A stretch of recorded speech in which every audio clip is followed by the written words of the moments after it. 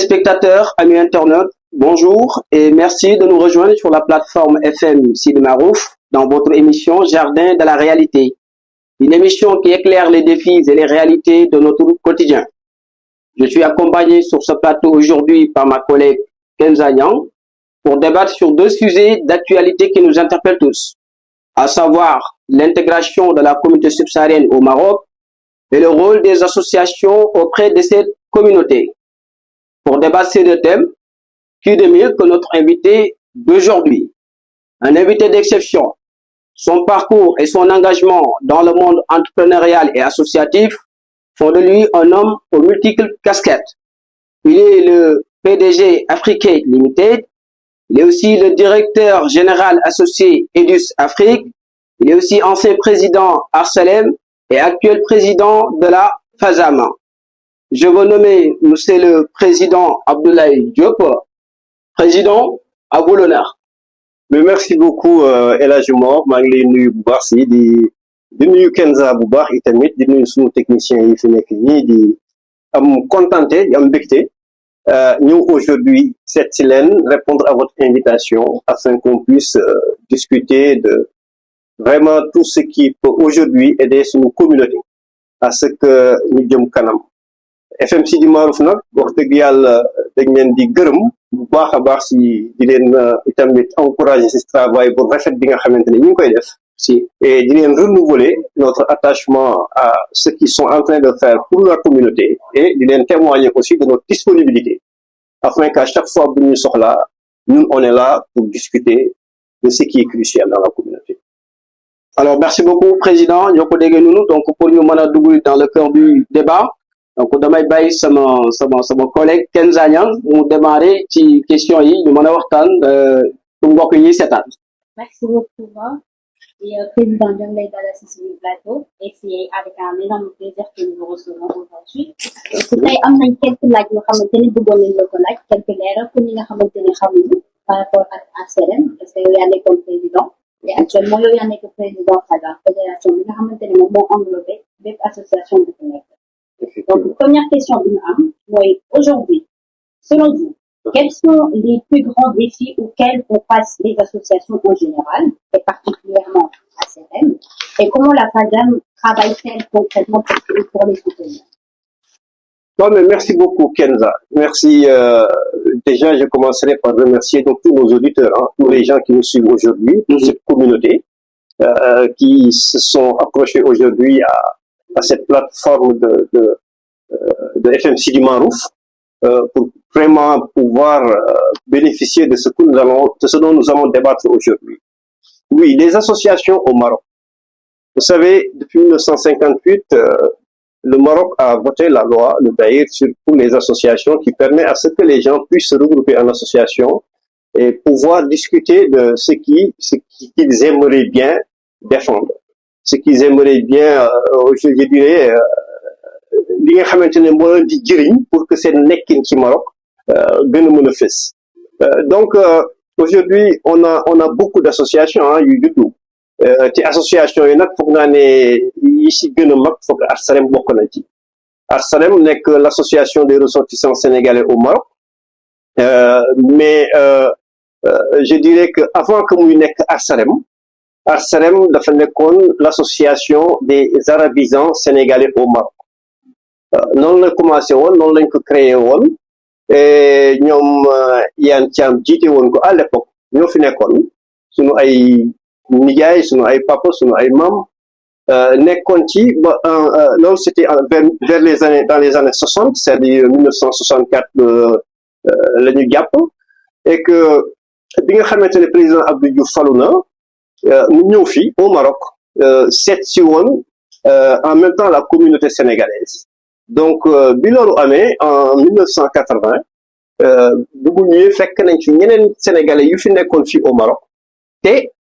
bokkuñu woon ci association bi parce que c'était pas des arabisants donc mu conseillé ñu ubbi bu ko defee képp kuy sénégalais mën a bokk ci association bi.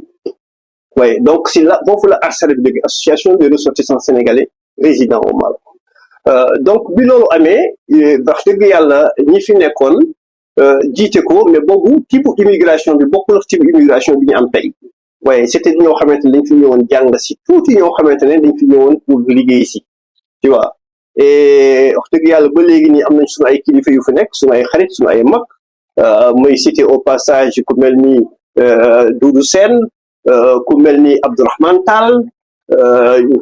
ku mel ni Senghor ñun ñëpp nekkoon fi depuis si at yooyu nekk ci association bi di ci dox muy seet noo xamante ne moo mën a wax dëgg yàlla accompagner l'intégration des Sénégalais au Maroc. Donc ça c'est un peu l'historique. Maintenant l'ARCEREM a son rôle, un rôle extrêmement crucial boo xamante ne mooy tax Sénégalais yi au Maroc seen nekkin gën a yomb. Bon, on me dira peut-être que léegi maintenant vu la population qu'il y a ak yooyu yëpp am na peut-être des choses à ajouter ba affaire bi ñëpp gën ci mën a gën a gis seen bopp. Vous savez, les améliorations, ça ne manquera jamais. Mais quand même, l'ARCEREM a joué un rôle extrêmement crucial dans l'intégration des communautés sénégalaises au Maroc. Et avant man, on avait Alioune Faye qui était là, président Alioune Faye, def fi liggéey bu mucc ayib, vraiment bu mucc ayib ci association bi. Président Abdou Souleye Diop ñëw après, ñëw wax dëgg yàlla bi ñuy installé la semaine du Sénégal au Maroc. moom moo ko dirigé moo ko géré et semaine boobu si loolu boo gisee ñuy wax yoonu suuf bi au Maroc jëm Sénégal et ainsi de suite si loolu foofu la juddoo et wax dëgg yàlla Abdou Souleye def ci liggéey bu mucc ayib. Bon après Abdou Souleye moi je suis venu, j'ai pris les rênes de l'association et foofu tamit franchement am na vraiment lu bëri loo xamante ne def nañ ko pour la communauté sénégalaise au Maroc. Parmi les réalisations, par exemple, déjà au passage, je salue et je remercie vivement toute l'équipe qui m'avait accompagné pendant cette période où j'étais le président de l'association, et je citerai les Nafingom, je citerai les Lamine Thiam, Safal Fall, Amadou Mokhtar Sarr, Bekay Diouf, Ramatoulaye Farid Ndiaye, tu vois, ñooñu ñëpp wax dëgg yàlla Babacar Dièye bi nekk tey président de l'ARCEREM parce que Babacar Dièye bi may nekk président man ARCEREM moom mooy woon le délégué régional de Marrakech vous voyez donc mu nekk koo xamante ne wax dëgg yàlla on pourra parler de lui après c'est une personne extraordinaire koo xamante ne lu muy yéene cette association lu muy yéene la communauté sénégalaise au Maroc mais kenn xamu ko une personne d'une gentillesse et d'une largesse d'esprit extraordinaire. Oui, il ne se mélange pas pour la communauté aujourd'hui qui fait tout son possible pour que nous n'ayons que si jàmm au Maroc. Et je suis certain que bu wax dëgg yàlla bu gars yi accompagner le président Babacar Dièye dans sa vision nekkinu Sénégalais yi dina doon leneen tu vois parce que c'est vrai la migration dafa changer bokkutul. Li nga xamante ne ñoo doon ñëw avant progressivement on a vu d'autres types de personnes venir on a vu d'autres je dirais compétences entre guillemets venir émerger et d'autres ambitions aussi tu vois avant c'était ñi doon jàng après am na tuuti ñu doon ñëw di liggéey après ngay gis léegi comme ni ñu gis tey ñoo xam ne dañu ñëw xooslu tu vois donc ku nekk ak ñi ngay ñëwee ku nekk ak les armes avec lesquelles tu viens et ku nekk itamit ak sa mentalité ak sa éducation tu vois donc on vient vraiment dans un environnement mais très cosmopolite tu vois et ku nekk nag ak ni ngay xalaatee ku nekk ak ni ngay jëfee ku nekk ak ni nga foogee ne boo ko utee di nga am tu vois et alors que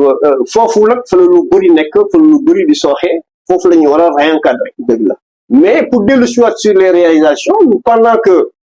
j'étais président par exemple on peut parler par exemple de comment il s'appelle encore de l'ARCEREM. Avec l'ARCEREM on a pu signer des conventions par exemple avec le groupe Olmarcom ñi nga xamante ne tey ñoom ñoo moom Air Arabia ñoom ñoo moom la banque comment il s'appelle encore ñoom ñoo moom le Crédit du Maroc itamit signé woon nañu ak ñoom convention pour que ñu jàppale ñu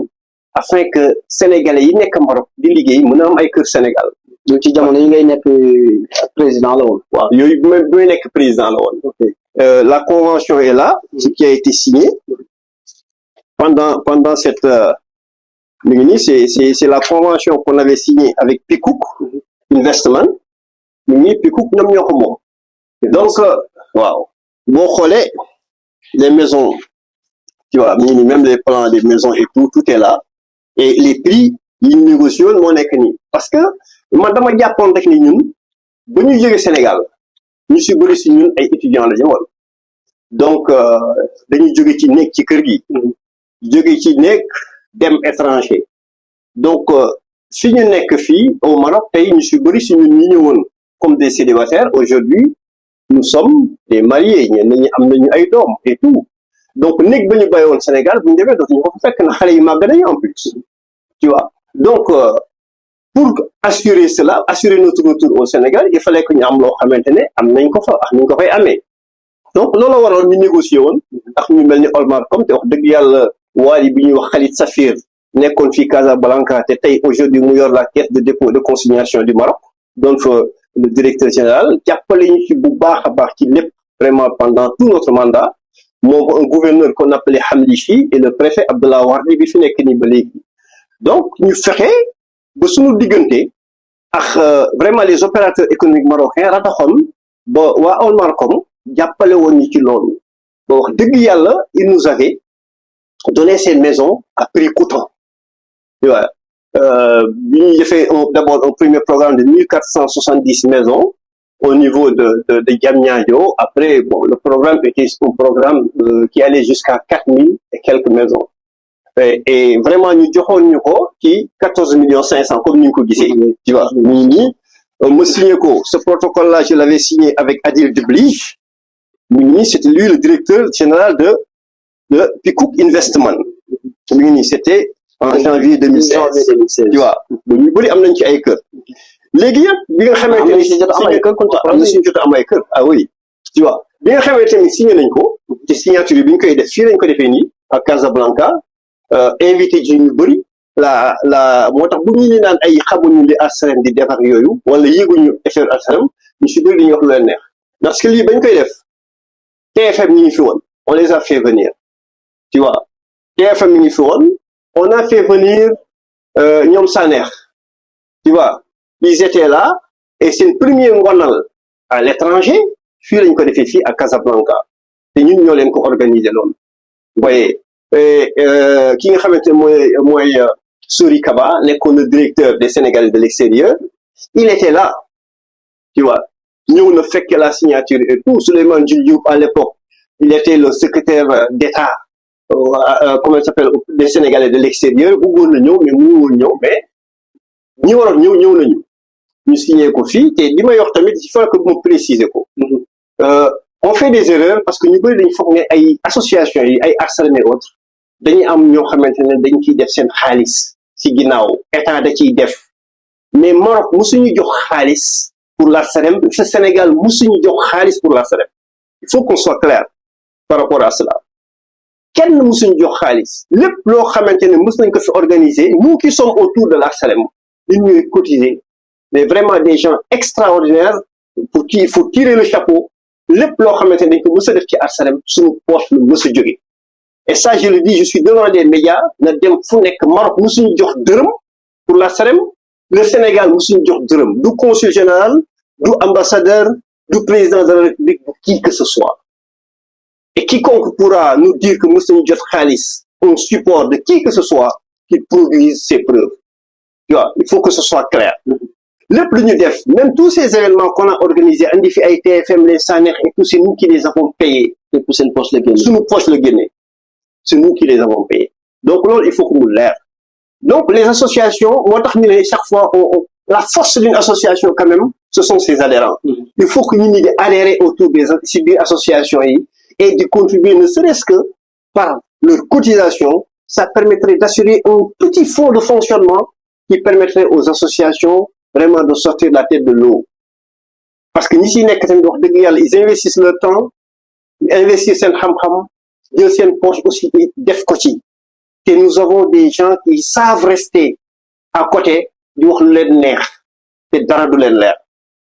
Loolu nag dafa mat nit ñi xam ko dafa war nit ñi xam ko dañu bàyyi di yàq der ñu jël seen engagement yëkkati seen loxo jiite association yi et pour dimbali nit ñi nañ leen dooleel nañ leen jàppale nañ leen dolli xalaat parce que tamit kenn xamul lépp am na yoo xamante ne tey on a besoin de contribution des membres de la communauté on a besoin de l'implication des communautés pour que association yi di dox donc bi ñu signé cette convention là pour la construction des maisons après on s'est dit mais écoute c'est bien c'est beau am nañu convention pour jënd kër mais ñun kenn dencul gaa yu bëri denc ñu loo xamante ne mën nañ ko génne cash jënd kër il fallait qu'on trouve des solutions par rapport au financement donc ak sama équipe on est parti rencontrer la Banque Populaire ñu dem seeti ji leen et la convention bi ñu signé ak Banque Populaire ak Banque Atlantique par le biais de la bibancarisation ñu ngi nii léegi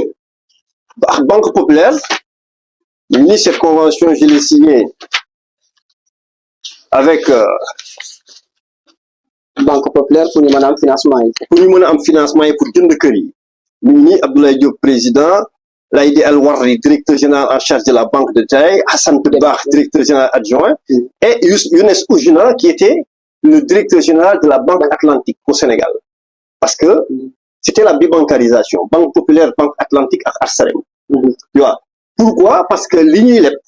du fii lay des lu ñuy leb la pour Sénégal pour mën a fay la société Picouk au Sénégal mën a disposer des clés vous voyez et loolu li mu doon jëriñ loolu mooy que mën nga leb fii ñu mobiliser le crédit au Sénégal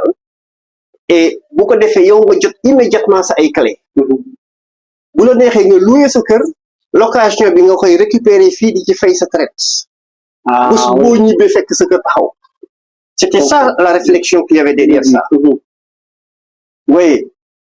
et wax dëgg yàlla c'est quelque chose qui s'est bien passé aujourd'hui wax dëgg yàlla lii lu baaxoon président mais c'était magnifique c'était extraordinaire te lii tey bu ñu ko mënoon am tey jamono ji dañuy jël de mais oui ah oui et très franchement mais dara c'est-à-dire tu investis loo xamante ne mën nga ne quasiment c'est économie demu ci sa dara demu ci tu as ta maison jël crédit ñu ko crédit bi fay ko yow nga louer sa kër wala nga bu ko neexee nga def fa sa ay waajur boo neexee nga def fa ko la neex mais boo ko louer fi nga toog fii xaalisu location bi dina fi fekkaat nga koy def sa compte say traite di wàcc te nga mënoon am crédit bi sur 20 ans vous voyez ça c'est les associations c'est encore des rôles des associations avec l'association on avait signé une convention toujours pendant mon mandat avec les professionnels de la santé du Maroc le collectif des médecins de toute spécialité tu vois docteur Zakaria Fengiti doon ko jiite ce protocole est là ñu tuddee woon ko convention taxawu boo xamante ne bépp sénégalais bu dem ci médecins yi nii di faju ji il y a beaucoup de spécialités ñii ci dentiste médecin général ORL ophtalmopédiatre néphrologie radiologie laboratoire d'analyse médecine générale ainsi de suite il y a beaucoup de conventions oui non Maroc yëpp la réellement c'est des médecins qui sont à Casablanca mais koo xamante ni tous les adhérents peuvent en profiter vous voyez ba pare ñii képp bépp sénégalais bu demoon ci ñoom d'office tu as ak sa carte Arsarem tu avais 30% de réduction sur les prix tu avais 30% de réduction et am na ñoo xamante ne ils avaient des maladies lourdes et des maladies lourdes et il a fallu que ñu defal leen des gratuités pendant toute la durée de leurs soins loolu on l'a fait c'est toujours l'Arsarem c'est l'association avec aucun financement ni de l'État marocain ni de l'État du Sénégal signé nañu aussi une autre convention avec par exemple toujours dans le cadre de la santé avec nu mu tuddati avec Saham ñoom ñoo jënd tey Société Générale oui Saham Banque donc li ñuy wax ni tey l'association Décès Rapatriement et assistance médicale kooku ñun ñoo ko njëkk a signé ñu ngi nii mais alhamdulillah lorsque l'Arsarem l'équipe du président Babacar Dièye est venue on a dû retravailler cela am yoo xamante ne dindi nañ ko ci yoo xamante ne peut-être da doon tax mu xaw a gën a cher tuuti afin que mu gën a nekk c'est-à-dire nit ñi gën koo mën a gën a assurer wu Et l'assurance là qu'on avait imaginé ici, le produit d'assistance spécialement que nous tenons que Fagaru, nous signé la convention à Agadir, vous faites qu'un nid de faire, vous n'avez pas au téléphone, docteur a fait médecin bi consulté ko bu fekkoon ne nit ki dafa soxla woon évacuation médicale assurance bi ñoom ñooy andi comment ça s'appelle encore ñoom ñooy andi ambulance jël ci ko évacuer ko mu nekk urbain wala interurbain et bu yàlla defee li gën nag nit ki bu wàññee ko assurance yi moo doon jël billet d'avion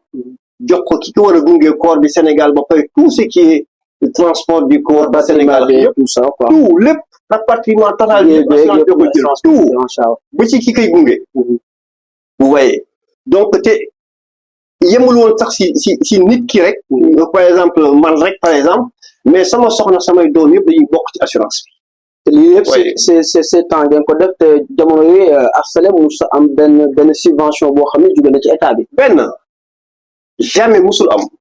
tout ça on l'a négocié nous-mêmes et bi may wax ni sa affaire kër yi mi ngi nii programme sama kër bi mi ngi nii ba ñuy lancer le kii moo nekk nii cité du bonheur bi mi ngi nii yëpp a ngi nii programme sama kër waaw yëpp a ngi nii waaye donc association dafa am solo te yemuñu woon ci yëriŋa yi defoon tamit bëri na mi ngi nii le club des investisseurs marocains à l'étranger nga xam ne ñooñu mënoon jàppale pour ñu investir suñu ay dëkk et tout yëpp a ngi nii les conventions là que j'avais signé avec Boucher Ibrahimi qui était le président de SIM et Abdoulaye Diop mi ngi président de la Salem. Donc tout ça on l'avait signé, on avait signé aussi ce partenariat avec le réseau endogène des femmes entrepreneurs sénégalaises qui étaient là. Tu vois, yep, on l'avait signé et bien d'autres conventions. Donc pour dire que association du monde barina. Tu vois, association du monde barina. C'est bien xamanteni kilifa yi gis nañu né kilifa dëkk bi particulièrement gis nañu né ñu nekkinu sénégalais yi Omar bëgg nañu mu exemplaire. Ils avaient ouvert toutes les portes. Wax dëgg yàlla vraiment toutes les portes. Te portes yooyu moo waraloon après ba ñuy dugg ci li ñu naan régularisation. La régularisation des subsahariens au Maroc. Régularisation exceptionnelle bi ñu boole ñu ci. Mi ngi boo gisee en décembre 2013. lii mooy programme de régularisation bi nga xamante ne moom la ñu woon def pour que ñëpp am carte de séjour et ñun ñi au Wali de Casablanca ñu boole ñu ci. tu vois carte de séjour pour ñu fi nekk nekk dëkk bi. absolument pour jox ñëpp. Par rapport à convention yi nga xamante ne moom ngeen signé nga nekk président c'est toujours en cours wala dafa am rupture. non am na rupture am na yoo xamante ne on a changé de prestataire ils ont changé de prestataire am na yoo am na rupture mais ça veut pas dire que kenn mënu ko delloo si waat. Mais encore faudrait-il que la communauté ressente cette nécessité et s'exprime par rapport à cela. Nous vers ce président qui est extraordinaire, président Babacar Gueye, nous montions waxtaan pour déclarer une convention. Vous voyez. Mais jusqu'à présent, c'est possible, les banques sont là, le partenariat entre le secteur bancaire marocain et sénégalais est encore beaucoup plus développé. Les partenaires marocains qui sont là, qui s'implantent au Sénégal, bëri nañu ñi ngi gën a ñëw itamit. Et peut-être que même aujourd'hui, vu la diversité de l'offre, la négociation peut être beaucoup mieux faite. Bien sûr. Donc, parce que connaît qu'il y a beaucoup positionné où. Vous voyez. Donc, c'est toujours possible. Donc, pour revenir sur la régularisation exceptionnelle, bon, on nous a impliqués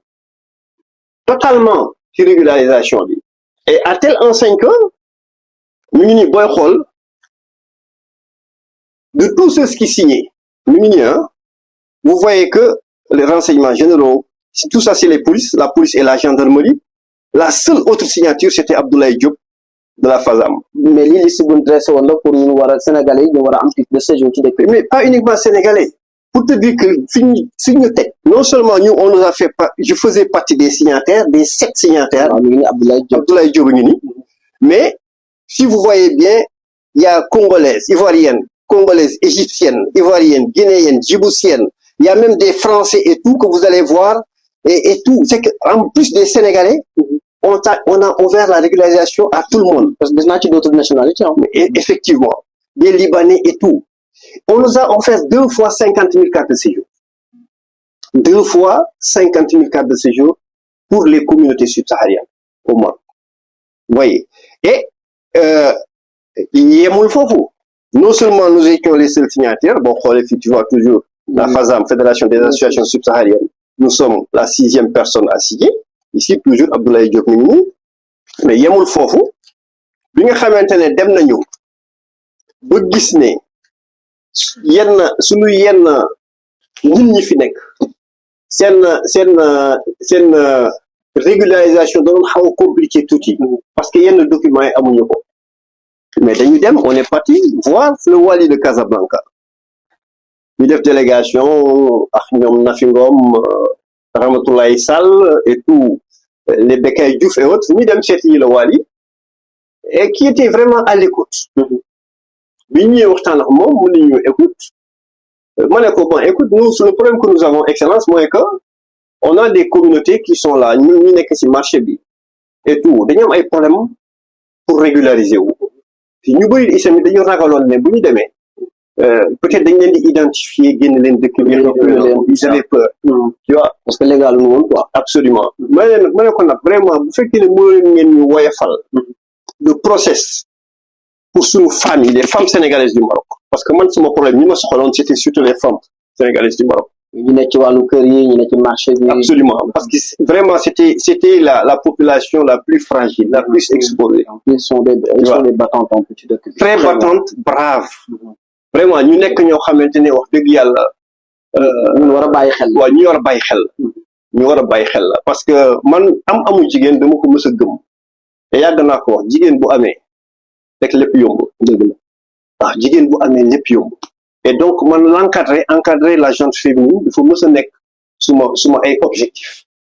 voyez et bi loolu amee bi ñu demee gisi la wàll yi waxtaan ak moom il s'est concerté avec le ministère de l'Intérieur et tout après si la ma oo mu ñëw mu jox ma ce papier là c'était en septembre 2014 le wali de la région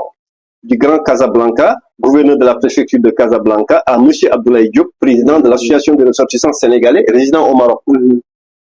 Objet, régularisation de la situation des ressortissantes sénégalaises installées à Casablanca. Non la mënoon def à Casablanca, mais même ñeneen ñi nekkoon ci yeneen région mënoon nañu ñëw uti fi. Mais il fallait qu'on centralise la chose. Parce que li ñu doon laaj comme document dëkk feex dëkk fay na ci da ngay andi sa passeport ak say 8 photos d'identité ak lu wane ne fii nga dëkk benn genre justificatif facture ndox facture tout mënta doon jarul sax sa tur nekk ci ñu subel justificatif d'adresse rek la ñu soxla woon ñi joxe nañu plus de 8000 cartes de séjour pour les femmes sénégalaises de façon exceptionnelle dans l'exceptionnel 8000 cartes de séjour supplémentaires dans le cadre de la réopération exceptionnelle de régularisation de la situation des séjours de toutes les ressortissants sénégalaises de sexe féminin et leurs enfants sans tenir compte des critères d'éligibilité particuliers. Ça, c'était en 2014. Oui. J'ai l'honneur de mettre à votre disposition l'état nominatif des responsables de suivi de cette opération de régularisation au niveau de toutes les préfectures et les provinces de la région. C'est fini jox tur yi tur yéegi nii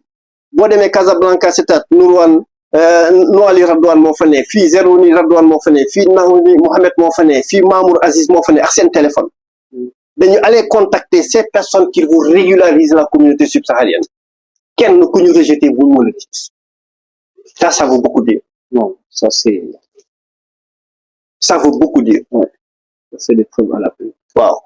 te yemuma fii ba ñu defee lii ba pare ba régulariser li nekkoon sama xel du woon lii rek li nekkoon sama xel mooy m'approcher après des communautés parce que chaque fois boo ñëwee ci président de la République ne ko lii mu ne la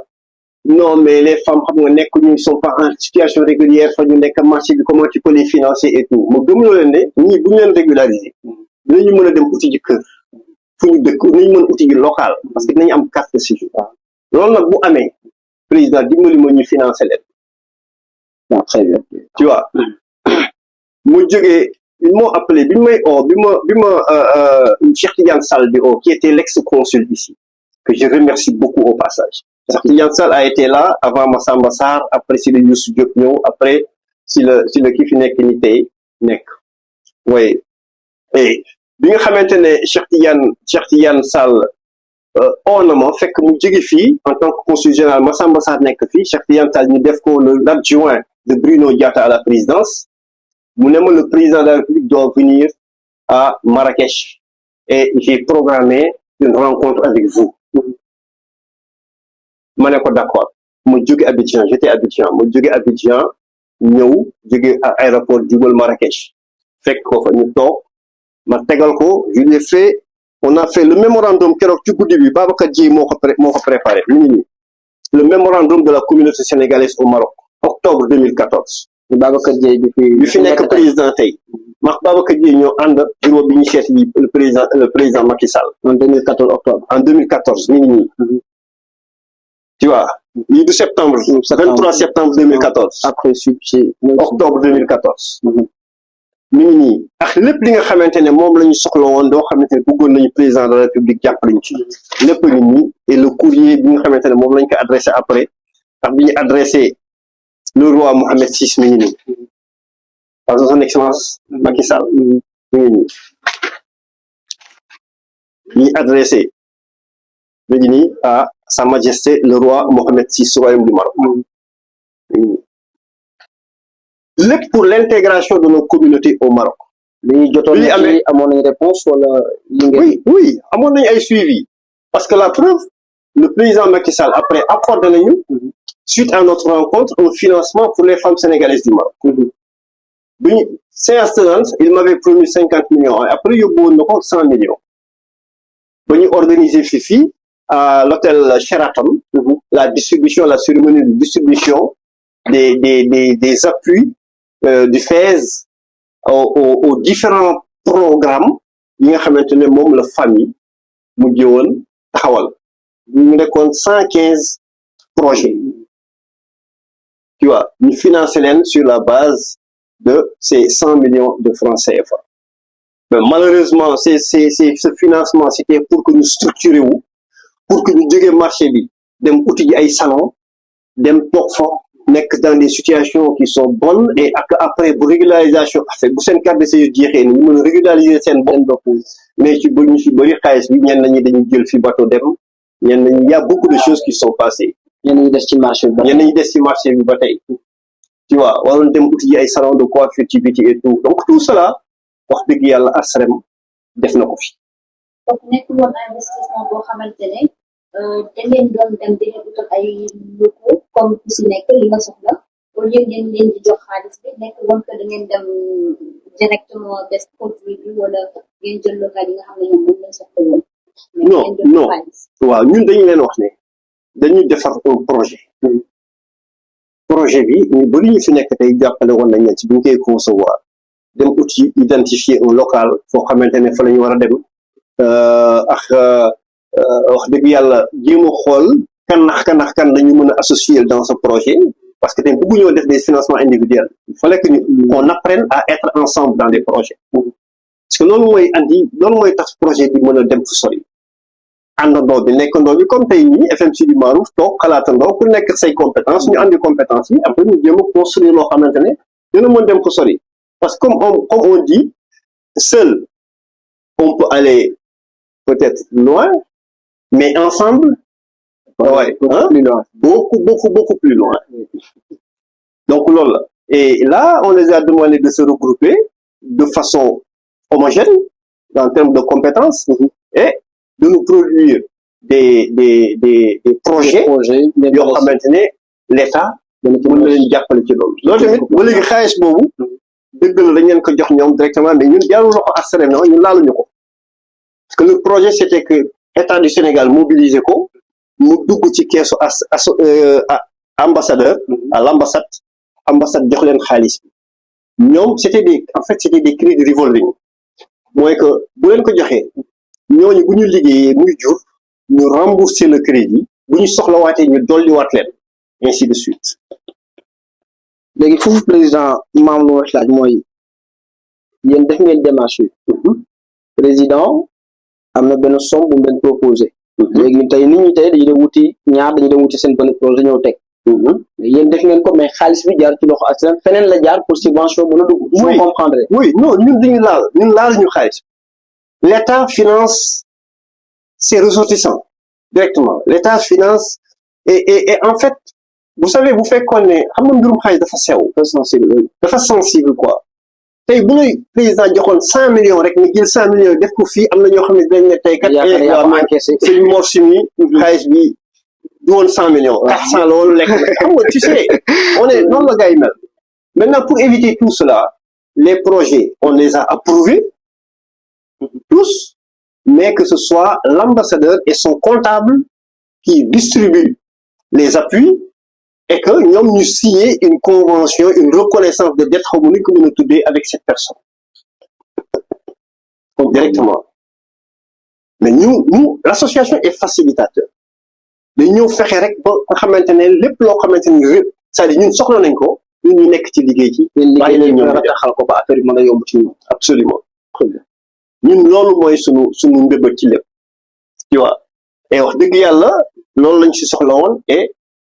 wax dëgg yàlla le kooku côté boobu le président Macky Sall jàppale woon nañu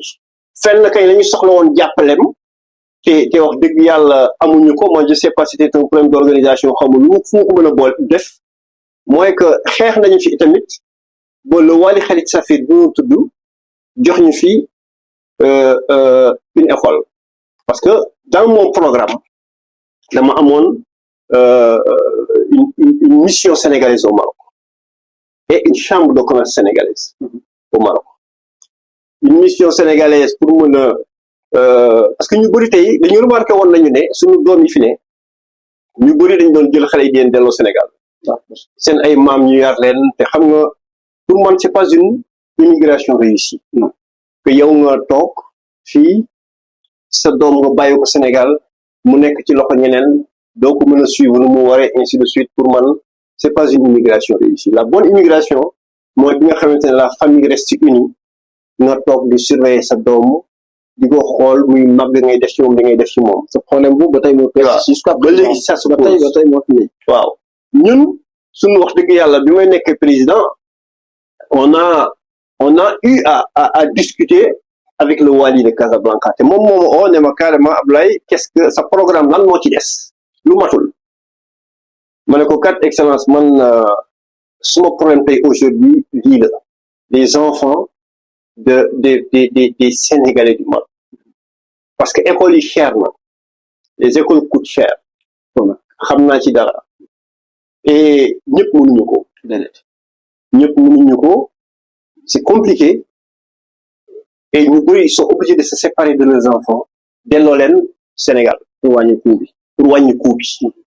parce que des écoles yoo xam ne le minimum bi ngay fay c'est 100 000 francs CFA par mois tu vois boo ci amee ñaar ñett da waaye te nekk fii bëgg di dafay compliqué donc les gens sont obligés d'envoyer les enfants au Sénégal mu ne ma léegi quel moo ci sa xalaat ma ne ko man bu fekkoon ne am naa une école sénégalaise boo ñu mën a baaxi fii au Maroc ça nous aurait arrangé au moins ñu commencer Casablanca après ñu continuer dans les autres villes mu oo le directeur du département social de la wilaya ne ko ñaata école la ñu am fii à Casablanca yoo xamante ne mën nañ ko jox la communauté sénégalaise mu ne ko kat fi ñetti école a ngi fi benn moo fi nekk nag centre ville mooy bi nga xamante ne tubaab yi bëggoon nañ ko ñu bañ leen ko jox pour plusieurs raisons bi nekk fii école bi nekk Roche Noire booru Belvédère muy peut-être école bi tudd Cheikh Abdou mu ne ko jëlal Cheikh Abdou nga jox ko Abdoulaye Diop pour les Sénégalais tu vois ba ñu defaroon tous les plans wax dëgg yàlla ñu ngi la maison du Sénégal ñu ngi la maison du Sénégal au Maroc ñu dina mën a yóbbal njàng mi et tout nekk bi seen xale yi effectivement seen fii jàngale même effectivement ñun ñoo dajale ñun suñu biir école bi ni ñu tuddee woon ko complexe Nasrul Ilmi tu vois ñun ñoo dajale suñu biir uti suñu topographe ñoo xool tous les tenants, quels sont les aménagements qu'il fallait apporter à l'école. L'école, il y avait déjà 9 classes. Si école. Mais comme on parle d'une école sénégalaise, pour que nous aligner à l'éducation nationale sénégalaise, il fallait qu'on ait des professeurs aussi du Sénégal. Le Maroc, le Wali était prêt à nous donner certains professeurs.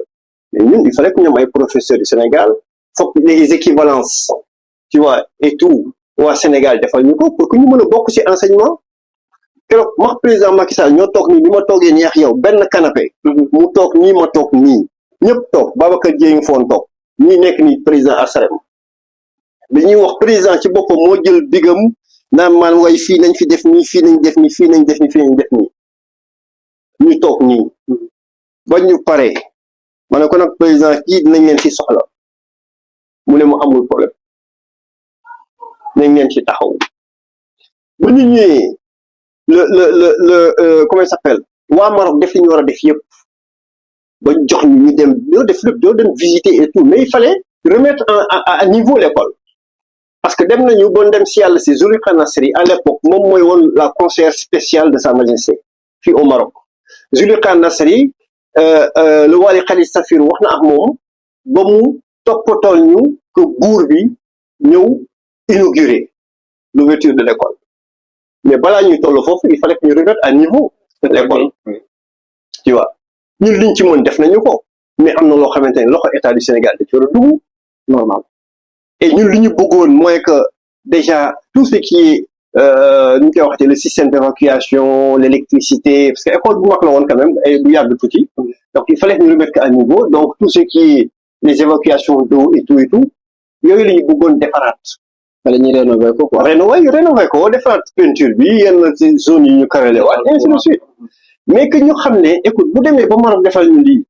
ba wax dëgg yàlla ñu am li nasaraan yi amul au Maroc mais nañu si état du Sénégal jàppale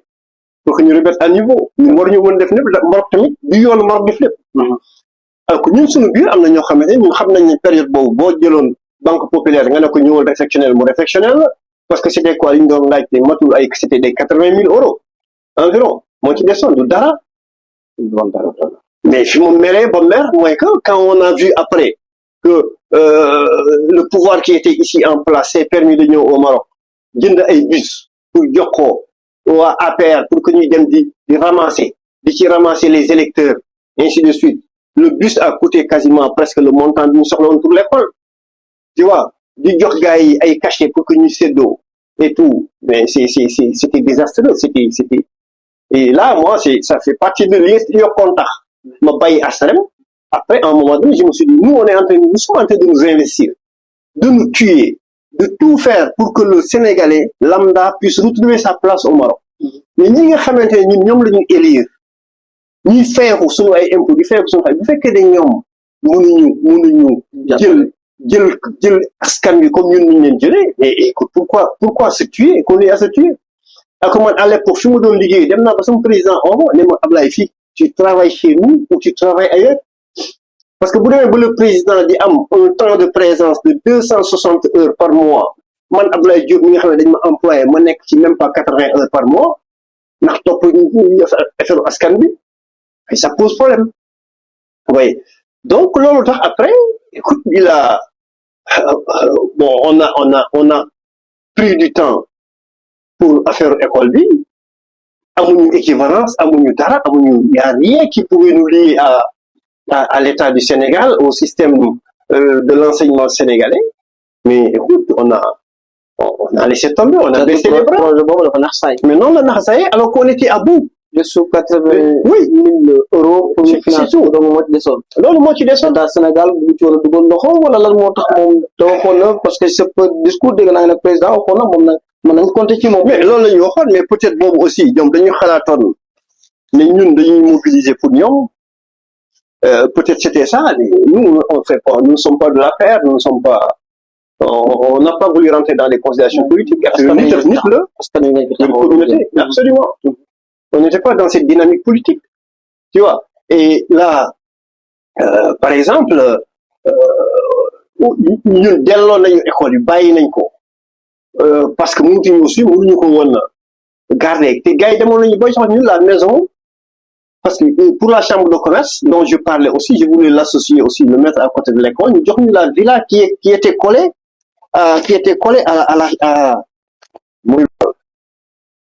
tu vois, la villa qui était collée à l'école. Donc, nous avons pour que nous ayons une chambre de commerce pour vraiment pouvoir vulgariser la culture sénégalaise et tout, vulgariser les produits sénégalais, pas mal de choses, l'échange et tout, qu'on ait une belle représentativité ici au Maroc. C'était ça les objectifs. Vraiment les projets de Barcelone. Bon, mais bon, malheureusement, tu sais, des fois quand tu as des politiques à la tête, c'est ça que ça produit. Et c'était malheureux. Et nous, ça nous a refroidi. Oui, ça nous a refroidi parce que on aurait aimé vraiment garder nos enfants ici, à côté de nous, tu vois, pouvoir contribuer à leur construction, tu vois, et tout. Mais malheureusement, vraiment,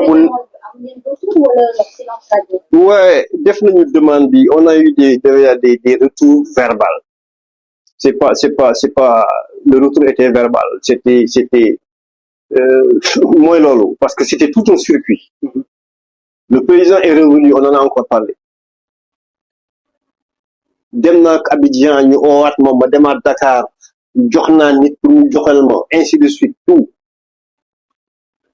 Mais, malheureusement, c'était politique.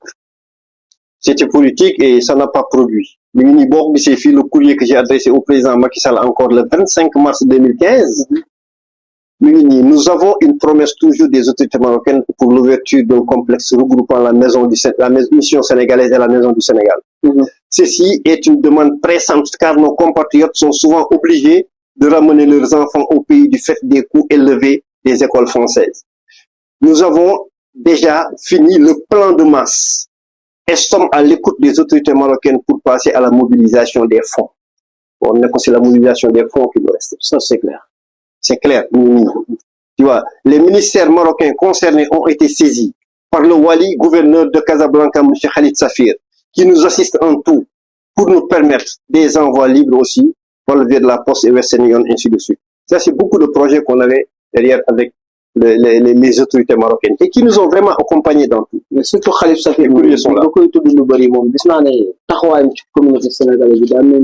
Non, c'est un homme exceptionnel. Vraiment, parce que Khalid Safir. Oui, c'est un homme exceptionnel. Et moi, je pense que Khalid Safir, je peux dire que c'est l'artisan, vraiment, c'est l'artisan de l'intégration des subsahariens ici au Maroc. Parce que la Fazam aussi, après ça vient de Khalid Safir. Et je vais vous montrer après tous les courriers, Fazam Tahaou, Vous n'êtes qu'un homme, mais excellent, un homme extrêmement bon. Et qui, le Sénégal, le Sénégal, en son côté. Quand on discuté sur la convention d'établissement, c'est lui qui avait organisé la rencontre à Rabat, nous invite ici par le biais du CDC qui préside, tu vois, pour que nous réadapter la convention d'établissement qui lie le Sénégal et le Maroc. C'est toujours Khalid Safir. Tu vois, et vraiment, toutes les réalisations qu'on a eues pendant tout ce temps, mom la won du keneen. Vraiment mom la won du keneen. Oui.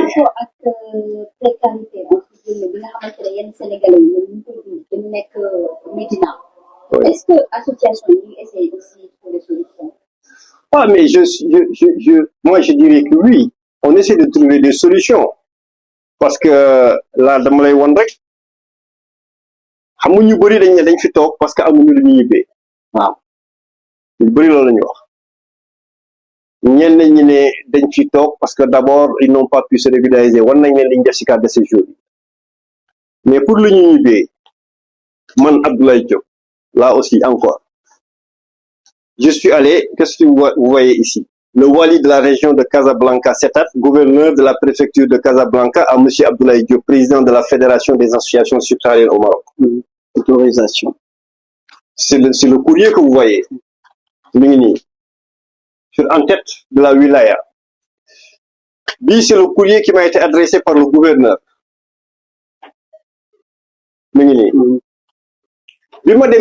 Par rapport à cela. Voilà. Par rapport à cette situation dont vous parlez, les compatriotes du FINEC, ils sont dans une situation précaire.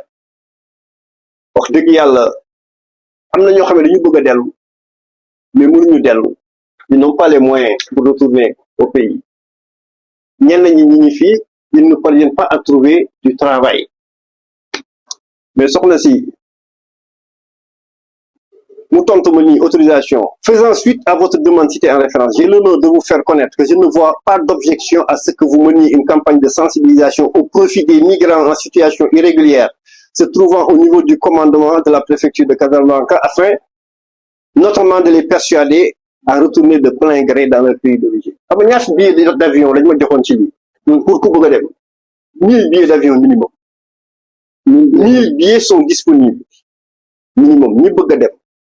Té amuñu billet. Nañu dem inscrire yi, ñu jox leen billet, ñu dem. Mais 2019, oui. Non, mais tu sais, des situations, ça évolue. Ça, c'était en 2019. Et avant Covid, juste avant Covid. Qu'on craignait aussi après, est-ce que le projet de Covid qu'on a amorti un peu ou non, parce que les gars aussi vous voulez dem de jox leen béy dem te derrière amul lu yóbbaale foofu aussi est-ce que dinañ jël si béy. Ouais, mais écoute, moi tax may ñëw moi tu me dis tu vois parce que on est suivre c'est magnifique parce que gis nga lii bu amee ba ñu ñëw xoolaa tax gars yi moi je me suis dit avec des amis que nit ki boo leen jëlee tamit yóbbu leen fu mel ni Dakar te waa ji dëkk Casamance comment il va faire pour aller en Casamance ah oui ainsi de suite j'ai vu le gouverneur Omar Firal qui est le gouverneur chargé des affaires générales gouverneur Omar Firal moo ma jox jour boobu auto ak chauffeur demal à la réunion de l'Observatoire marocain de la migration à Rabat où il n'y avait que les ministres qui étaient là-bas, qui étaient en charge de la migration, et quelques officiers de l'armée et des cadres du ministère de l'Intérieur. Cet observatoire-là, le plus migration au Maroc, faut que régler. Ce jour-là, j'ai assisté, j'ai les photos et tout avec moi. Après, je vais vous envoyer beaucoup de photos et de vidéos, comme ça vous allez alimenter vos pages. Vous voyez. Donc, bien demain, je gisee ak le Wali Zerwali. Le Wali Zerwali est le responsable de la migration au Maroc. Tu vois. Et je lui ai exposé le cas. Donc voilà ce dont nous avons besoin. Nous avons besoin d'accompagner les gens par un petit pécule qui leur permettrait de rentrer et ainsi de suite. Mais, bi Maroc joxe son accord. ñun ba ñu demee di yee gars yi inscrire ci liste yi pour ñu dem parce que yooyu pécule duñu la ko joxe fii da ngay dem ba foofu wàcceen jox la mais lan lañ ci jëlee demee fii ci yenn kër yi fëgg gars yi ay saaga lañ ci jëlee ah woy yéen da ngeen fi nekk tedd dañ ko fi toog tedd yéen ñu nangam taan ngeen lu la dégg nañ mais xanaa autant amutoon ñu manifester ñu bëgg def mais déggu may la manifester moo tax nit ñi dem laaj waa léegi c'est pour ça que je te dis tu sais chaque fois on en parle on a un problème dans la communauté on a un problème et li ngay wax ni ñi nekk marché Médina et tout des fois parmi eux il faut ñoo xamante ne wax dëgg yàlla situation bi ñu nekk mooy gënal foofu lañ ko jàppee et moo tax moi j'ai toujours je le dis aux autorités marocaines am na foo xam ne bu ñu fa tolloo il faut que ngeen jël seen responsabilité bu fekkee nit ki ñu xam nga ñoom bëgguñu brusquer nit ñi moo tax ñu ne la notamment de les persuader à retourner de leur plein gré parce que boo leen forcé ñu dem ne Maroc daf ñu expulsé créer fi ay problèmes yoo xamante ne amul tey la police marocaine xajuñu ci communauté sénégalaise bi bu ñu si bëggee jóg tey duñu xool balaa takkusaan jot na balaa reer a jot ñu matal ñu ku ci ne xam nañu foo dëkk ku nekk xam na li ngay def ku ne xam nañu foo ne mais nag rafetal ba am yoo xam ne dañ koy sàmm tu vois mais lii yëpp boo gisee ñi di ko def naan woy waxal ak ñoom ainsi de suite tu vois et avec tous les moyens d'accompagnement possibles c'est parce que bëgguñu mu ñaaw Maroc Sénégal du tey Maroc Sénégal c'est depuis les Almoravides donc suñuy maam sax dañu judd fekk ko fi ñun dañuy judd suñu kër yi fekk fa ay photo Mohamed V et le roi Hassan II donc c'est des liens multiséculaires qu'il y a entre nos deux pays vous voyez donc ñoom ñi ngi sàmm wax dëgg yàlla te li ñu mënta wax tey ren xam nga gars yi dañuy toog des fois di polémique ci yoo xamante ne man damay jàpp ne bëgg a wax rek des fois mooy tax ñu di wax mais le Maroc amul lu mu deful pour une bonne intégration des communautés subsahariennes et nous qui sommes à un certain niveau di waxtaan ak yenn kilifa yi xam nañu ce que le Maroc fait tout cela et ñun ñoo leen ci dul jàppale c'est-à-dire la communauté l'exemplarité bi Sénégalais yi nekkee woon depuis lors bu fekkoon ni continuer nañ ci amul luñ dul am Maroc le Maroc musuñu bëgg c'est-à-dire que sax jigéen les Sénégalais yi ak yeneen communauté yi pour plusieurs raisons vraiment pour plusieurs raisons mais ñun dañu dem di c'est-à-dire di toppandoo ci ay jikko yu bon ba sunu ay jikko raw jikko ñu doon roy vraiment bu njëkk bu ñu leen wax boo déggee ñuy wax waxu pëndëx mi ñu ne Nigérians yi la boo déggee ñuy wax waxu bii ñu ne waa Côte d'Ivoire la boo bëggee ñuy dox génn guddi dox ñu am fu ñu ko situé mais tey ñun ñoo leen ci raw 10 000 fois ñun ñooy dem bay entre guillemets di employé ñooñu. xam naa foofu aussi bëgg nañu waxtaan ci ñu dugg ci wàllu intégration communauté parce que xëy na vague bi ñëw léegi waxtaan nañ ci yaakaar naa bi ñu amee audience ak base ndax vague bi ñëw léegi ñu gis ci dëkk bi yaakaar naa dañuy wax ne ñoo pire liñ fi fekkoon yeneen askan wi fi nekk doon defee nii parce que léegi li ngay dégg lépp sénégalais dañuy wax sénégalais mais bu njëkk mun daa wax benn affaire comme ni nga wax dañuy wax beneen nationalité la wala beneen péduqué mais léegi boo waxee automatiquement dañuy indexé sénégalais yi mais fit gi ci sénégalais yi moo amul ci ñeneen ñi te dañuy dem toll foo xamante ne maintenant da ngeen di xool li xew Sénégal ci boppam waxuma sax fii mais li xew Sénégal c'est déplorable mais da ngeen di vivre maintenant des situations yoo xamante ne mais mënoon na ñàkk parce que loolu tey taxul tey ba waral tey intégration sénégalais ci biir dëkk bi tey gën a métti mais bien sûr mais boo gisee xam nga dafa am une convention d'établissement qui lie le Sénégal au Maroc la convention d'établissement boobu elle a été signée en 1964 le 27 mars 1964 lañu signé cette convention d'établissement et ba ñu signé la convention d'établissement et d'abord Afrique subsaharienne Sénégal rek la ko Maroc signé il y a que 3 pays qui ont cette convention avec le Maroc ñun la Algérie ak Tunisie qui fait que tout Sénégalais au Maroc est assimilé à un Marocain au même titre tout Marocain au Sénégal est assimilé même titre d'égalité ñu ngi nii la convention est là ak bi leen signé woon en 1964 ñu ngi nii le 27 mars 1964 ci la convention ci lañ ko signé mu nekk nii par Doudou Thiam pour le gouvernement de la République du Sénégal et par Ahmed Reda Guédira pour le gouvernement de du royaume marocain. Guédira. Tu vois, c'est cette convention d'établissement qui gère la relation entre le Sénégal et le Maroc. Ba tax ci convention bi on te le dit Sénégalais yi mën nañ sax liggéey dans le public au Maroc et les Marocains de même au Sénégal mën nañu liggéey dans le public.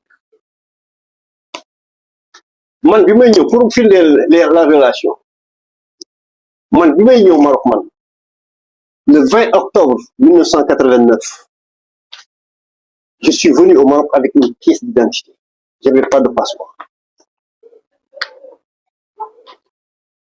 C'est-à-dire, même aujourd'hui, c'est-à-dire, à part l'intérieur du Maroc, où les gens peuvent circuler en pièce d'identité, mais l'international, à Moussel, le vendredi 20 octobre 1989, je suis rentré au Maroc avec ma pièce d'identité. Sans passeport. Sans passeport. Minimum, le consulat, le document, comme ça, vous cachez ici. Il fallait qu'on ait des cachets. On passe carte d'identité sénégalaise du groupe de ah, bon. Président. Donc, pour vous montrer l'exemplarité des relations entre le Sénégal et le Maroc. Mais, malheureusement, la communauté est changée. Les gens disent qu'ils doivent de mettre en insécurité et les Sénégalais et les Marocains qui sont là.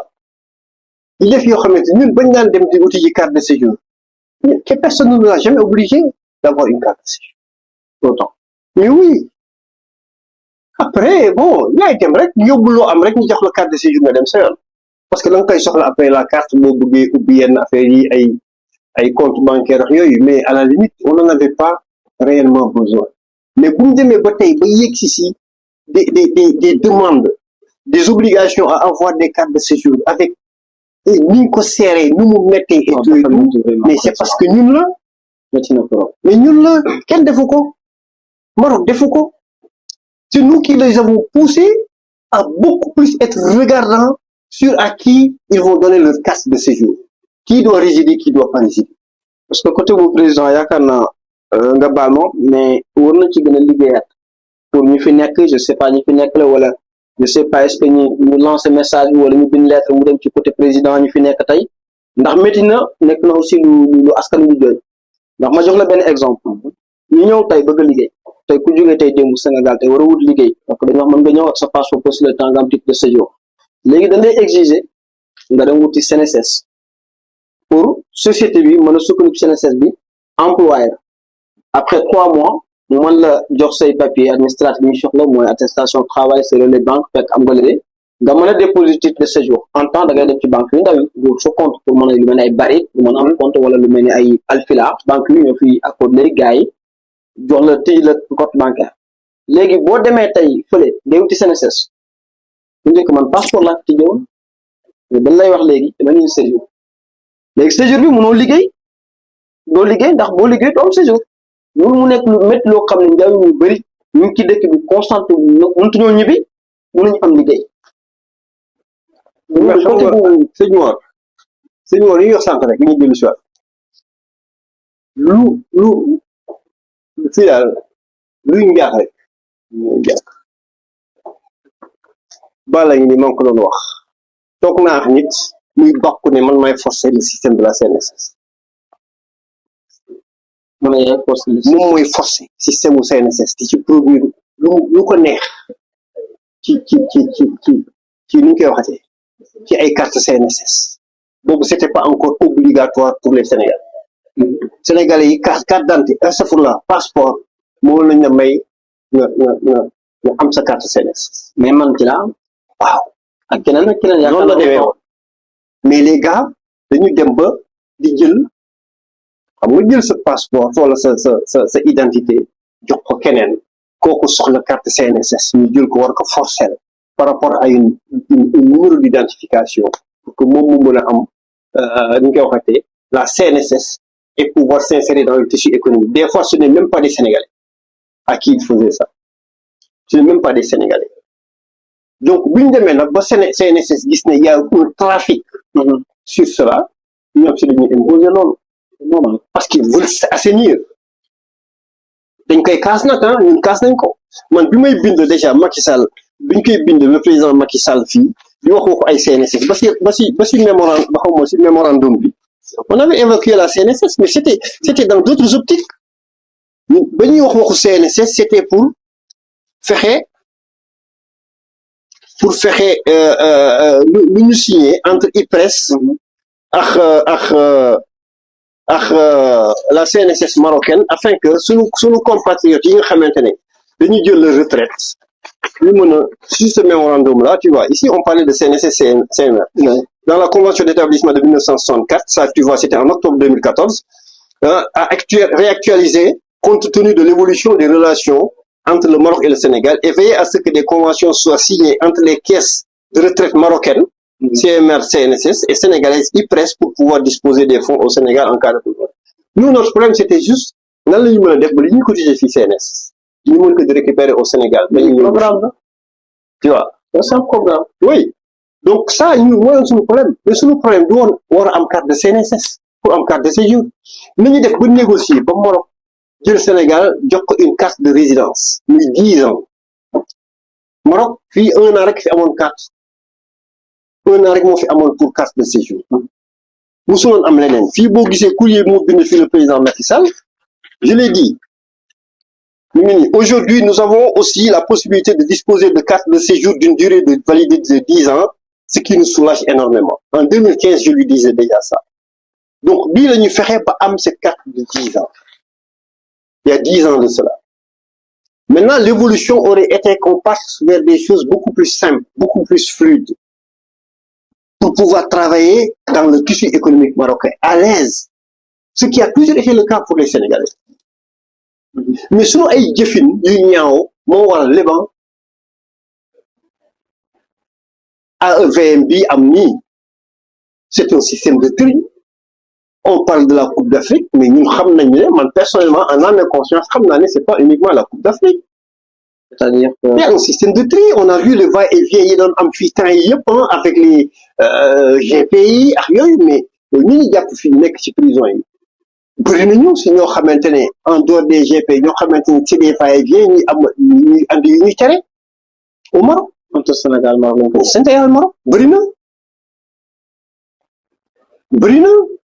yenn kër yi ñu doon toj fii sax Médina avant que ñu généraliser toj bi xam nañ comment ces maisons-là étaient occupées par les Sénégalais ak lan lañ fa doon def ci biir donc ngir yàlla c'est que nous notre problème c'est nous ce n'est pas le Marocain ce n'est pas le Guinéen ce n'est pas le Français nous c'est notre problème c'est nous-mêmes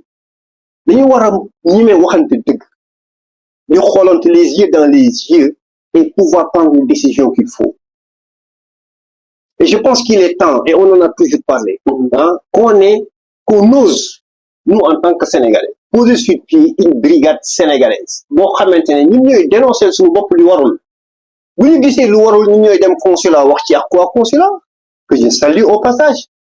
tey aujourd'hui Momar Anta bi ñu fi teg nii macha allah son excellence monsieur le consul général c'est une personne extraordinaire une personne très bonne une personne très engagée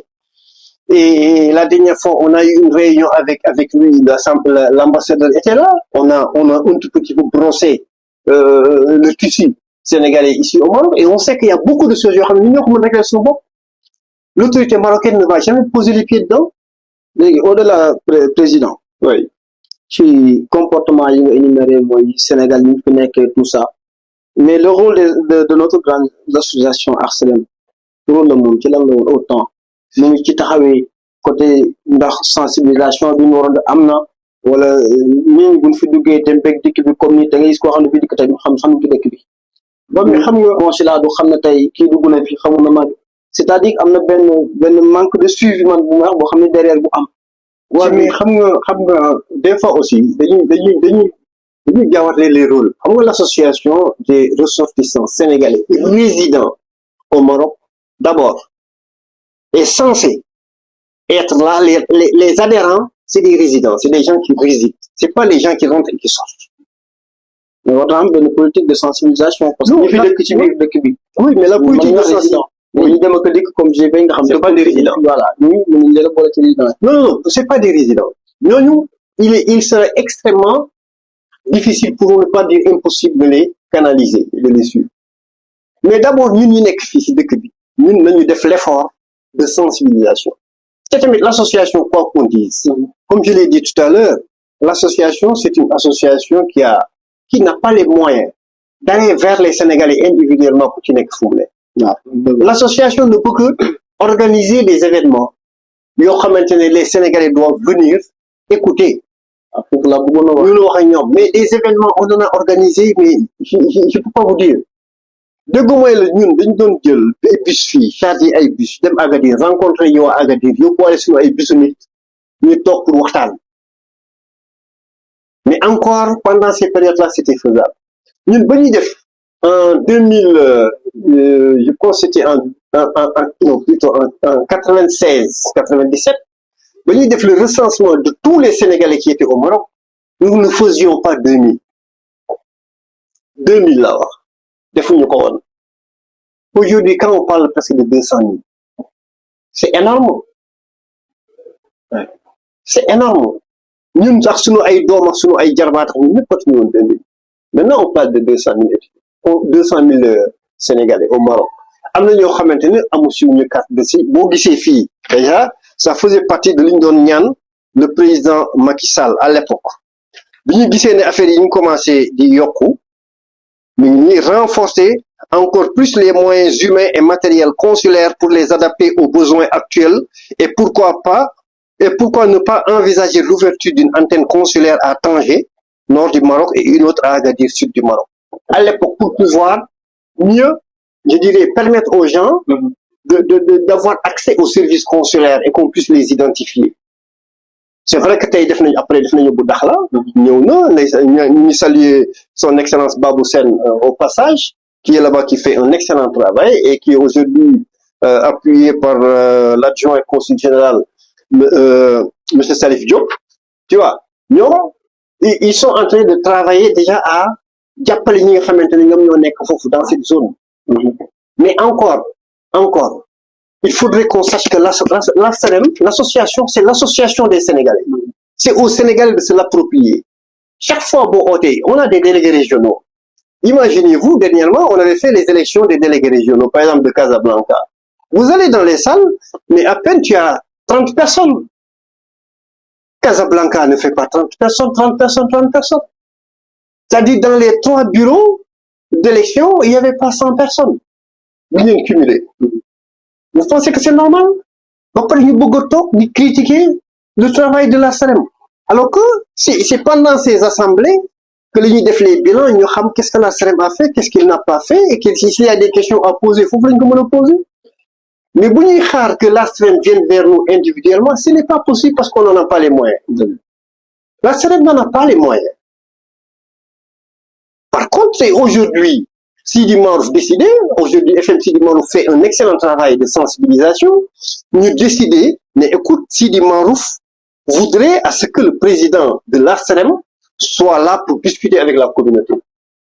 Nous allons organiser pour dire un espace, nous faut tasser. Comme nous avons fait, par exemple, bien fait affaire au Curry. À l'époque, Sidi Marouf, il y avait Idrissa Gueye, qui était le président de l'ASREM Sidi Marouf. Tu vois? Mais Idrissa, je records il a rassemblé tout Sidi Marouf. Nous, parfois, discuter des programmes, des maisons et tout. Qu'on est capable de l'intéresser, ça, c'est des choses qu'on faisait. Oui. Mais il faut que la demande émane des zones. Aujourd'hui, il y a un délégué à Sidi Marouf. Est-ce que le délégué de Sidi Marouf a jamais rassemblé ou bien convoquer une réunion comment ça s'appelle, de ceux qui sont assis du Maroc pour pouvoir discuter de ces points. C'est important. Parce qu'apparemment, mais vous devez demander mais non, mais attends, mais il faut savoir frapper aussi là où il faut frapper. Et vous faites que convoquer à ce que celui que vous avez élu pour être votre représentant au sein de l'ASREM, pour que nous rencontrions, nous payons rencontrer, mais vous montez la hiérarchie, vous dénoncez la chose en haut. Nous avons fait cette expérience pour nous avons fait bataille pour nous un message pour nous aussi. Fan lañu wara jaar lañu wara def parce que pour yow am nga ci expérience war nga leen ci mëna conseiller. Oui, mais je vous invite à inviter le président Babacar Gueye. On l'instant il sera là. C'est un excellent président qui est à l'écoute de la communauté, qui veut énormément apporter à la communauté. Encore faudrait-il que de bonnes personnes l'encadrent. Faudrait-il que de bonnes personnes soient autour de lui. Et le président Babacar Gueye va venir. Moi, je lui ai dit que FM Sidi Marouf est en train de faire un excellent travail de sensibilisation et tout, et ce serait bien que vous soyez invité et que vous parliez de l'ARSEREM, mais il serait beaucoup plus à même que moi de parler aujourd'hui de li nga xamante ne moom la ARSEREM bëgg def ak li muy def. Invitez-le, il est bon, il est excellent. Il fait un excellent travail. Et je suis certain que Babacar Dièye gis nga li ñu def nii yëpp. Wax dëgg yàlla. Moi, personnellement, c'est quelqu'un sur qui je m'étais beaucoup appuyé bu ma nekkee président. Lépp lu ñu doon def ba si les assurances maladie et tout yu ñu defoon ak ay saxaama yëpp, c'est au niveau de Marrakech où toutes les réunions se faisaient. Parce que Adam Belkaya, qui était le troisième partenaire dans cette assurance-là, Marrakech la nekkoon fa la agence am nekk. Donc tout fa lañ ko doon def avec la présence de Babacar Dièye. Le président Babacar Dièye, si vraiment vous l'invitez, il serait à même de vous dire énormément de choses sur l'ARSEREM. Et content trop de vous recevoir. Ah oui, Inch'Allah Rabbi. Et c'est quelqu'un qu'il faut voir, c'est quelqu'un qu'il faut rencontrer. Et il ne dira pas non. Dernièrement, rek dégg naa ne il était là, ñëw na fi, parce qu'il y avait Awichou, que je salue au passage, yaayam Aram Samb wax dëgg yàlla lu bëri moom it ARSEREM liggéey na ci. Et Awichou def organisé une rencontre il y a une semaine de cela, et Babacar Dièye dafa jógee Marrakech ñëw à cette rencontre pour discuter ak ñoom par rapport à l'ARSEREM. Donc c'est pas quelqu'un qui va refuser de le faire. Vous voyez? Donc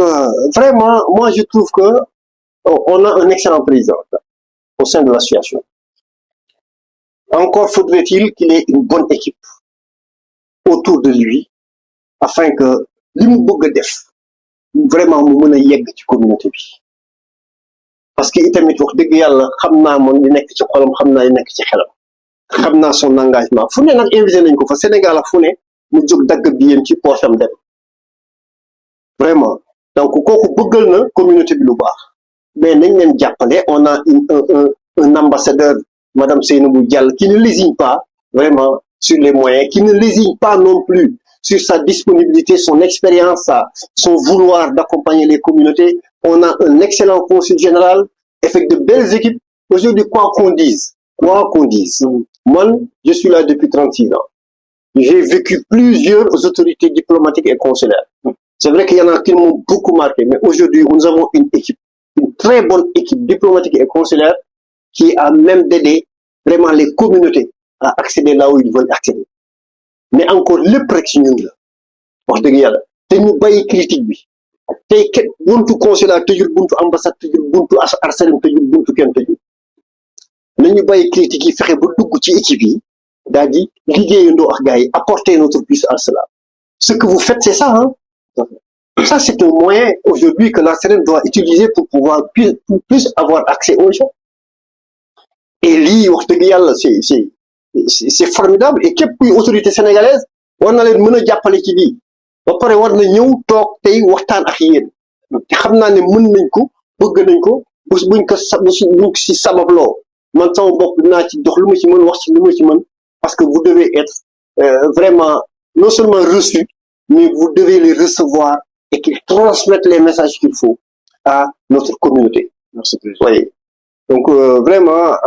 bon affaire yi du jeex nag wax dëgg yàlla liñ ci mën a wax yëpp bëri na. Léegi après kii bi est-ce que ñu mettre en place par exemple ban moment est-ce que ngeen bëgg a passer ARSEREM à Fazam? Waaw waaw ARSEREM Fazam xam nga ñu koy waxati le 30 août 2014 dafa amoon suñu benn compatriote bu ñuy wax Charles Ndour bu dëkkoon Rabat, étudiant la woon. Charles Ndour dafa dem Tanger quartier bu ñuy wax Bouxalef doon fa seeti ji ay ñu mu xam. Malheureusement xam nga rek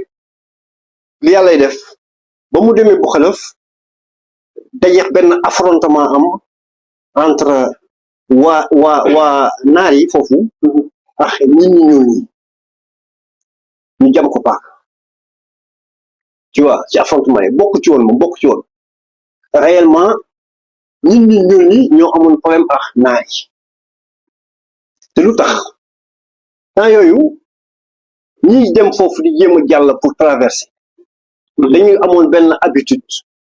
bu ñu sonale woon ñu bëri aji dañ daan ñëw fekk kër jàmbur tëjee dans les cités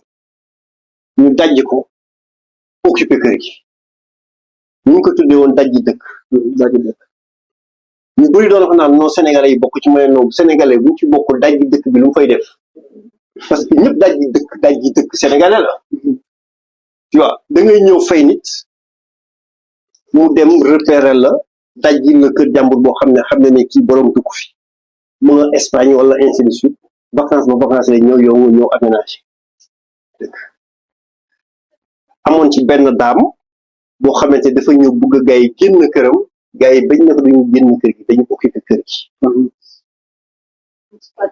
squatter dajji dëkk gars yi dajji nañu def ay boîte de nuit gars yi dajji nañu def lu ne jaay génnoolu kër gi li ci def lu ne def nañ ko bokkal les gars nag étaient exaspérés par rapport à cela et si histoire dam bu apparemment si la jóge affaire bi metti gars yi génn du ma génn xuloo bi après dam bi dem fay ay bandi xaw ma ainsi de suite wala les récalcitrants du quartier gars yi ñëw ils ont attaqué les subsahariens yi fa nekkoon bañ a génn malheureusement mu tombé ci Charles de Gaulle cette nuit du 30 août ah daal di koy jam Charles de Gaulle est décédé loolu bu mu amee man boobu maa ngi jógee Tanger di ñibbisi jógee vacances di ñibbisi ak suma njaboot bu may yëg si maa ngi la Massamba Sarr di door a ñëw Massamba Sarr m'a appelé et mon président on a un problème à Tanger ma ne ko ah oui man maa ngi nii door a jógee Tanger je suis arrivé à la maison peut-être vers minuit mu ne ma on a un problème à Tanger am ku ñu fa rey ma ne ko comment mu ne ma wéy dafa am ku ñu fa rey apparemment sur des ay xuloo yu amoon xeex yu amoon ainsi de suite ma ne ko ah oui mu ne ma maa ngi nii war a dem Tanger bon man je venais de conduire de Tanger à fii ñu ngi moon delluwaat subitement oui tout à fait ma ne ko ok on va s'organiser excellence on va y aller ni ma fay sama téléphone tëdd Aïcha ooma Aïcha mooy jabaru Cissé Ndoye tu vois kii ñu ngi koy waxatee le président des Layènes Aïcha ooma ne ma kat président maa ngi nii Tanger lii moo fi am expliqué ko léegi ci biir loolu man mu yónnee message le Wali Khalid Safir si guddi gi noonu automatiquement mu tontu ma ne ma écoute Abdoulaye viens au bureau ñu ndékkindoo ñëwal ñu ndékki comme ça ñu xool exactement qu'est-ce qui se passe d'ici là j'aurai tous les tours xam nga ñu xool qu'est-ce qui se passe je suis arrivé à 7 heures du matin à la wilaya doo wax Wali bi bureau ñu ndékki waxtaan ci situation bi avant ñuy wax ay waxu dem Tanger fi demee noonu mu ne ma écoute nous devons dépassionner le débat en fait quand je dis dépassionner parce que boobu nit ñi commencé nañ ku nekk fu nekk xam nga affaire yi commencé jóg foofu les tensions bi nekk foo xamante ne tout ñu ne mën a on va essayer de contenir la chose ma ne ko mais écoute donc il nous faut rapidement des médias d'ailleurs moo wax ak ñoom rapidement et tout mu ne ma fan ma ne ko buntu consulat ça m'arrangerait mu yóddeel ma deuxième première chaîne et tout buntu consulat moo wax gars yi calmer les ardeurs le temps que la preuve ñi nga xamante ne ñoo defoon affaire bi après bi ñu leen jugé ils les ont fermés à 20 ans de prison ah mooy ñi nga xamante ne ñoom la ñu accusé ne ñoom ñoo rey Charles Ndour tu vois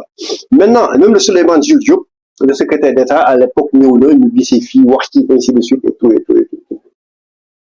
mais il s'est avéré que ba ñu demee Tanger bëgg a wax ak les Sénégalais c'était pas uniquement les Sénégalais bu ñu ñëwee Tanger on avait les Guinéens il y avait les Camerounais il y avait les Ivoiriens il y avait tout le monde tu vois ñun Sénégalais rek la ñu mën a waxal en tant qu'autorité Arsarem Sénégalais la mën a waxal et comment il s'appelle encore consul Sénégalais la mën a waxal lu wax keneen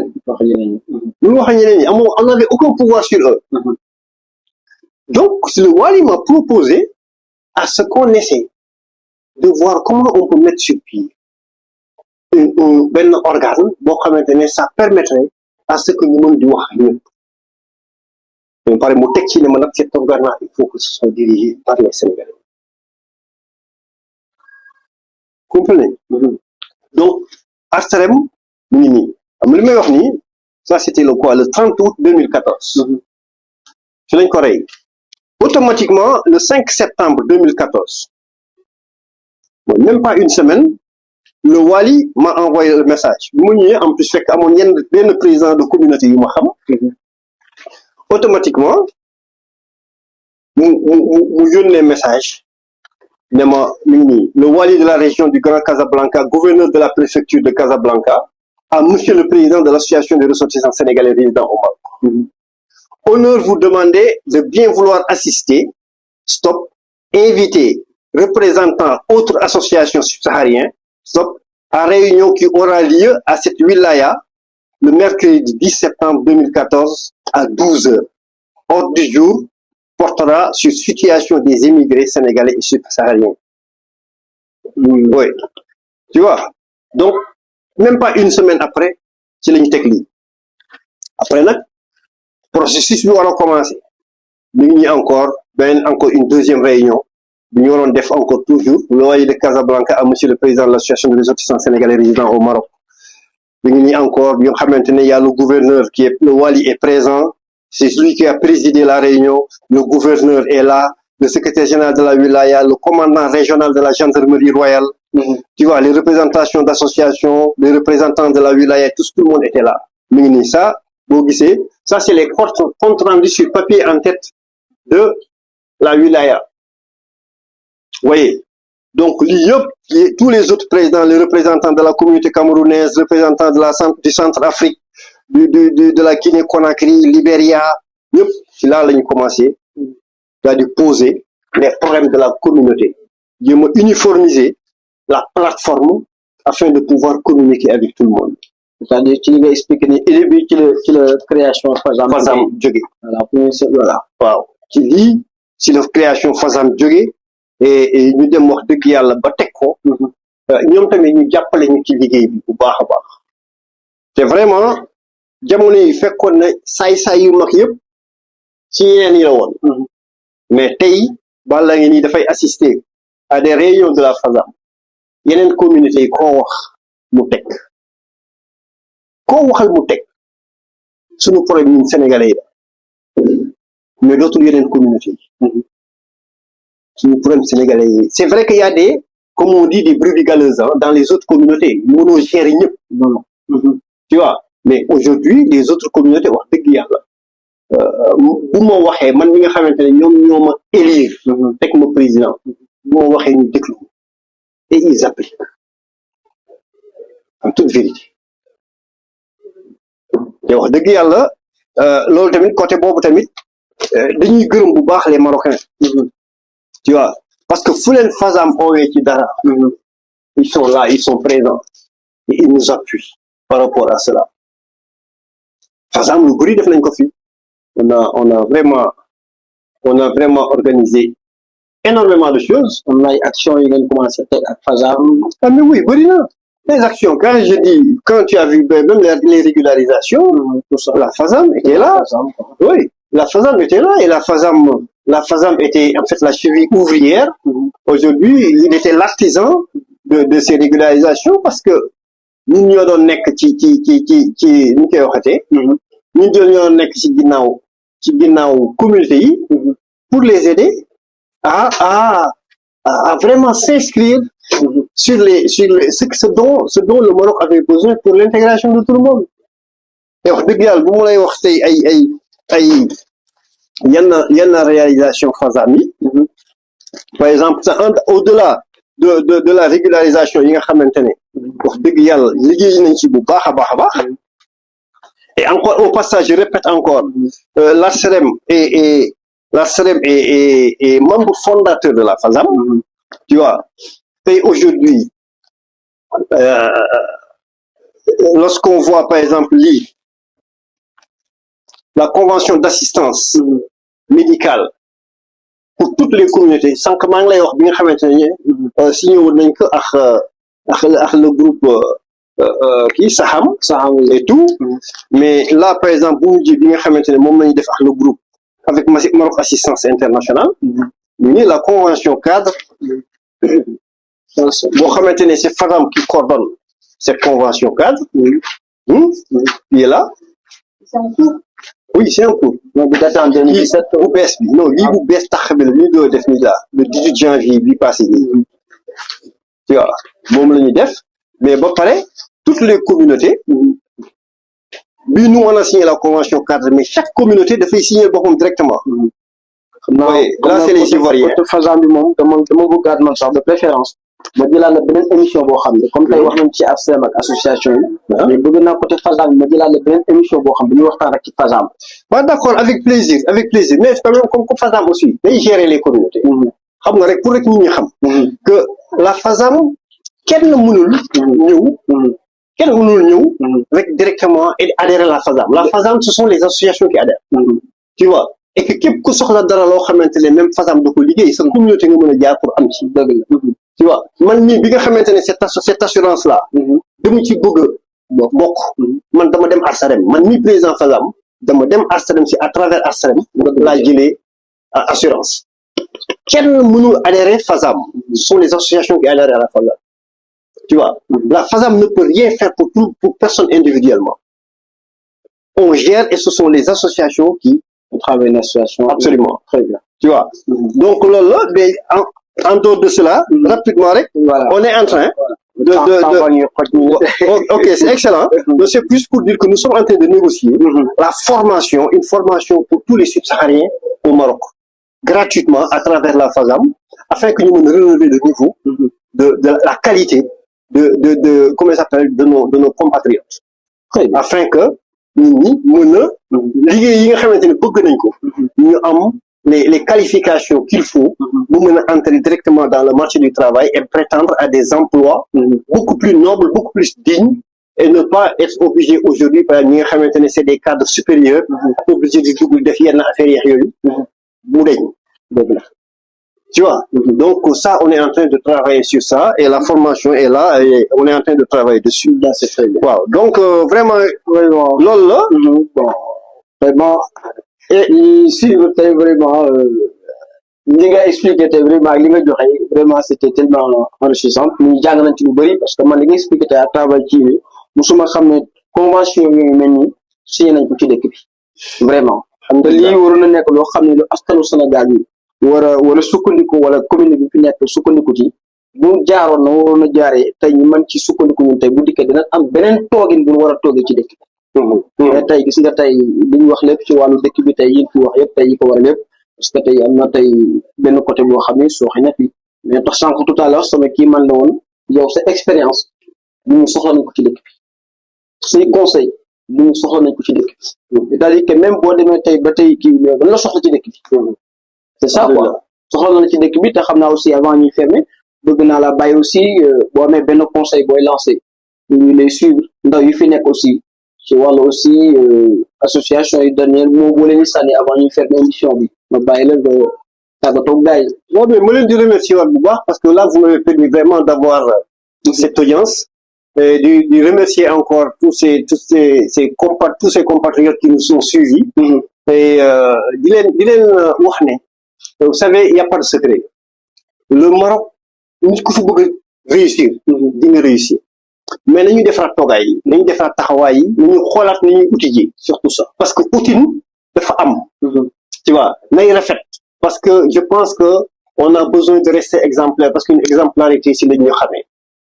nañu bàyyi di fexe c'est-à-dire di xalaat ne lu ñu mënta amee baax na lu ñu mënta def ba téye dara baax na ainsi de suite di lor suñu ay morom pour vraiment yoo xamante ne jaru ko nañu respecter suñu intégration respecter le pays qui nous a ouvert ses portes les lois et règlements nañu fexe ba xam ko xam nan la ñu mën a def ba nga xamante ne yoon bi mën a tegu suñu kaw mais aussi li nga xamante ne mooy les lois de l'immigration internationale ñu fexe itamit ba xam ko di moytu def loo xamante ne daf ñuy lor nañuy respectante te xamante ne lu keneen ci am du man maa ko ñàkk dëgg la dafa am nu mu defee ba am naa defee nu mu defee ba am te ñu bàyyi yàqalante bi wax dëgg yàlla moi je pense que c'est ce qu'il faut faire nañu defaraat jikko yi nañu toogaat def di brainstorming xalaataat xam nan la ñu war a mën a def mais le Maroc tey fii Maroc lu fi waay bëgg am mën na ko am parce que le Maroc d'aujourd'hui c'était l'Europe d'il y a 30 ans 40 ans bien sûr. et lépp lu fi waay ku fi bëgg a tekki mën na fi tekki dëgg la vraiment ku fi bëgg a tekki mën na fi tekki dëgg la waaw vraiment ma leen di remercier waat bu baax di remercier encore bu baax tous les techniciens qui sont là waa FM Sidi Marouf merci vraiment big up à vous. Merci beaucoup. Kenza jërëjëf di encore ça a été vraiment une très très belle émission. Jërëjëf président. Et je reste encore à votre disposition. S'il y a d'autres rencontres que vous voulez vraiment que nous fassions ensemble, on est disponible. D'accord, très bien. Comme ñoo ko déggoon mbokk yi ñi amoon mbégte am contenté